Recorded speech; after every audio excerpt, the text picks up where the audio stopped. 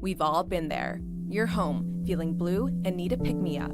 There's only one solution: spontaneous dance party. I would like for Stella to bring her front paws straight up in the air, as well as walk around a little bit, so it looks more like dancing. But no one likes dancing alone. You glance over at your dog, and he or she gives you a look that says, "Me? Go for it." There are lots of fancy twists, spins, and jumps you can add to the routine over time, but in the short term, just have fun with it. It all starts with getting your dog comfortable on his or her hind legs. Trainers claim that dancing is confidence building for anxious or shy dogs, as it's a trick that encourages movement and excitement in an appropriate manner.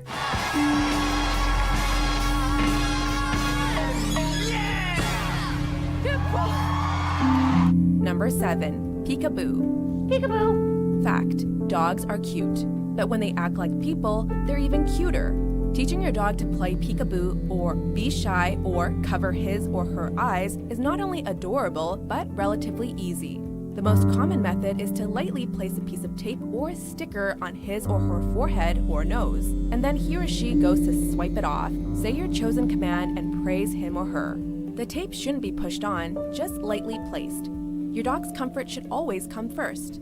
Alternative methods involve guiding the hand in a variation of paw or tickling his or her nose with something else instead of tape. Number 6. Open and close doors. You got it! You got it! Tug! Tug, tug! Yes! Good boy! Open it! This next one might seem a little daunting at first, but the key is to take it in small steps. It'll take time, but it will be well worth the look on a house guest's face when your dog enters the room through a fully closed door. My, what a lovely dog! Oh, thank you. Again, start with something familiar. Take his or her rope toy and connect it to a door handle. Encourage him or her to tug on it. Tug? Yes. When your dog manages to pull the doorknob and open the door, you should walk through the doorway, call for him or her to follow, and then shower your dog with praise. Just don't put one in any door you might not want your dog to open. Once she pulls, I'll say good and reward her. Number 5. Balance a treat.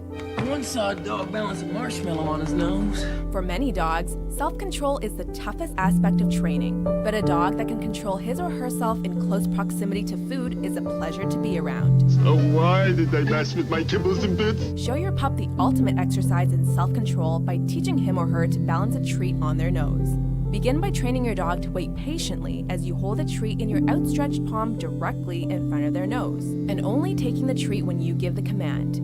Then, transfer the responsibility of holding the treat over to him or her. There will be some pretty hilarious failed attempts along the way, but don't give up. Steady. Yes, good girl. Number 4. Play dead. Sit, kneel, pray, You have a stay command, you can tell him to stay. The sky's the limit in terms of fun verbal commands like hit the dirt or fire in the hole. Fire in the hole! You can also train your dog to make it seem like they're playing dead to avoid something he or she dislikes with a cue like bath time. You can also incorporate hand motions to make it more interesting. An example would be the ever-popular shooting hand motion combined with the Bang! verbal command. Reach for the sky. Gotcha! Oh, great job, boy! Number 3. Fetch me a drink. He's gonna get it. He'll get it. You'll get it. Good boy, Ripper. Bring it here. This is one of the more absurdly elaborate tricks you can teach your dog. Here we go.